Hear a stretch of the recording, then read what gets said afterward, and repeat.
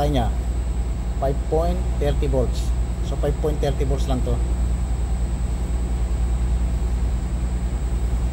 Ayan, so 4.7 kasi mahina na yung bulb lead.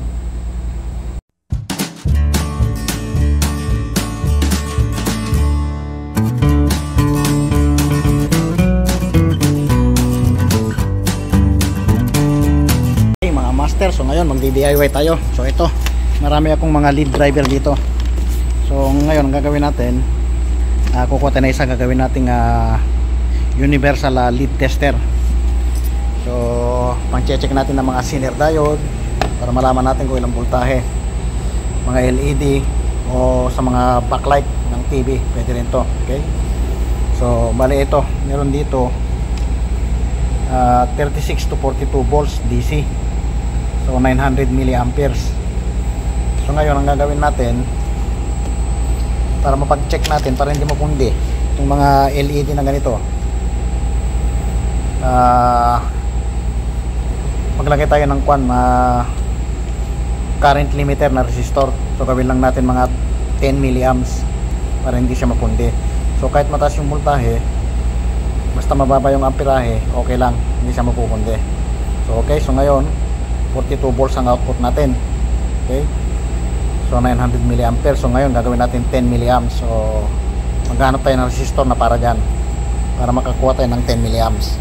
Okay mga master, so ngayon kukumputin natin para makuha natin yung resistance na kailangan natin. So gagamit tayo ng Ohm's law. So meron tayong EIR. So meron, ang voltahe natin is 42 volts. So meron tayong 42 volts. Tapos ang hahanapin natin is yung resistance, ano. So kailangan natin is 10 milliamps. So 10 milliamperes. So kailangan natin is resistance. So meron tayong voltage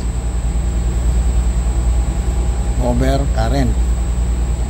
So 42 volts over 0.01, so 10 milliamperes. Okay, so computin natin ngayon. So ito, meron tayong so kailangan natin is 42 volts divided by 0.01. So ang resistance na kailangan natin is equals 4.2K. Okay, so kailangan natin ng 4.2K na resistor. Okay mga master, so okay mga master, so wala tayong nakita nga 4.2. So meron dito is 3.9K. So ngayon tingnan natin kung ilan ang kalalabasan nito, kung ilang amperes yung 3.9K. So hanapin natin is current. So ang formula nito is voltage over resistance. So meron tayong 42 volts over 3.9K, 3,900. Okay, so computin natin ngayon 42 divided by 3,900. So okay yun, lumalabas siya ng 0.107. So papatak lang siya ng 10.7 ampere. So okay na, pwede na to mga master. So pwede na siya sa 10.7 milliamps. Okay, so ngayon hanapin naman natin kung ilang wattage. So meron tayong formula na PEI. Okay, so paano natin kunin yung wattage? So meron na tayong voltage na 42 volts times 0.01. Okay, 42 times 0.01 is equal 0.42. So almost half watt. So lumalabas siya na 0.42 watts. So almost half watt siya. So ito tamang-tama lang to, 1/2. Okay mga master, so itong isi-series natin dito. para maging universal siya, para mapag-check natin. Okay, so ngayon i-assemble na natin to mga master. Okay, so bali si-series lang natin yung resistor dito sa positive nya para hindi masira yung mga i-check natin mga lead. Okay,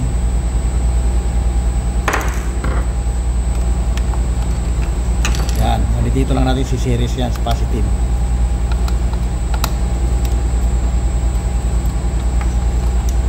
Okay, series lang natin to 3.9 kilo ohms.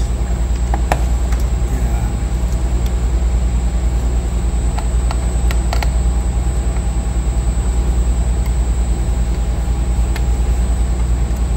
Hinang natin.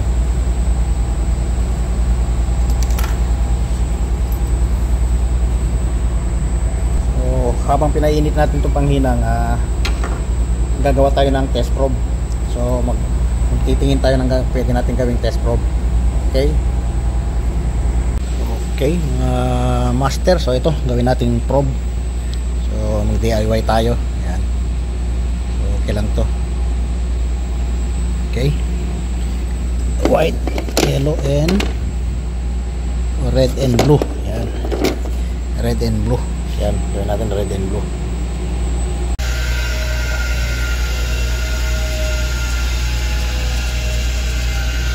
Grinder natin para gumanda yung tulis nya. Okay, kuha tayong wire dito. Ito black, gawin natin pinaka cable nya sa test probe. Okay, so ito na yung test probe natin mga kabady. Yan, nagawa na natin. Yan, so ngayon ihinang natin to.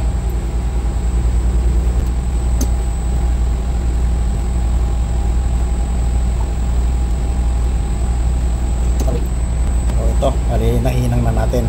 Okay, so tingnan natin dito yung magiging output nya. So tingnan natin kung ilan ang voltahe mga master.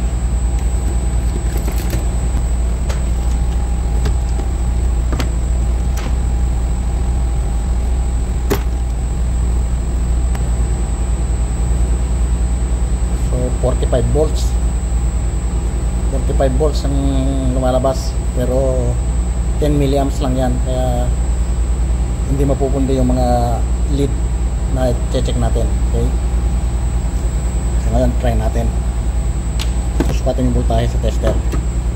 Okay, so ayan mga master, so nailagay na natin siya. Ayan, so bali 46 volts. Okay, kita ba? So ngayon magsusukat tayo. So ito, meron tayong LED rito. So i-check natin. So pag shortin natin, okay, so kahit pag shortin natin hindi siya masisira. Yan, so okay, 0, 45 volts. Okay, so ngayon i-check natin ito LED. Ayan, so umilaw siya, diba? So ilan ang voltahe niya? 5.30 volts. So 5.30 volts lang to. Yan, so 4.7 kasi mahina na yung bulb lead. So ito, ayan, so 5.3 volts. Okay,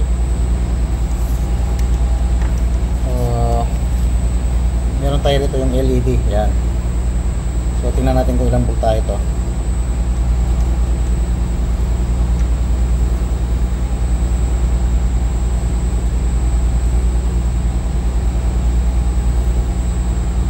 So 2 volts. Yan, umilaw siya, 2 volts. So 2 volts lang siya. Okay,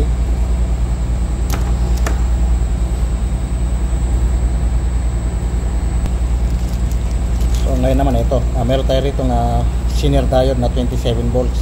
So i-check natin kung 27 volts talaga siya. Okay,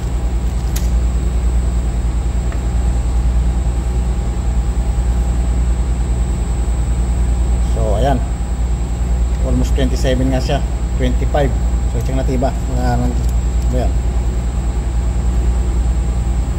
Ayun o, 26.35 volts. So okay.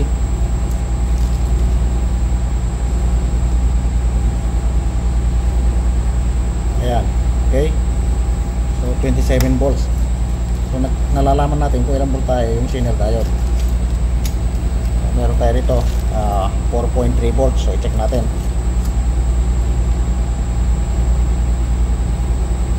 So ayan 3.9.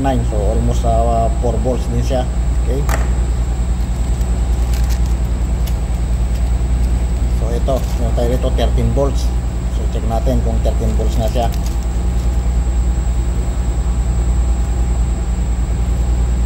O ayun 13.9. So 13 volts nga. Okay.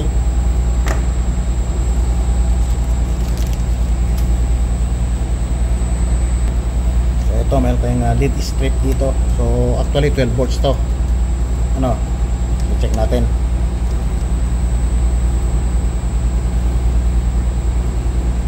Ayun. So 8.6 volts lang kasi naka-parallel to eh. So mababa yung amperahe kaya hindi niya makuha. So actually nakukuha din niya yung malapit na voltahe niya. Okay. So ganun lang mga master. So ito, pwede na to, universal. Ngayon kung tataas mo yung amperahe, magpalit ka lang ng resistor pagka kailangan mo sa backlight. So kunin mo lang yung amperahe ng backlight kung ilang amperes, saka mo i-compute sa resistor. Okay, so ganun lang mga master. So simple, kasi naman itapon natin yung mga kwan. So pwede itong lead driver na to, pwede natin gawin universal lead tester. Okay, so thank you for watching.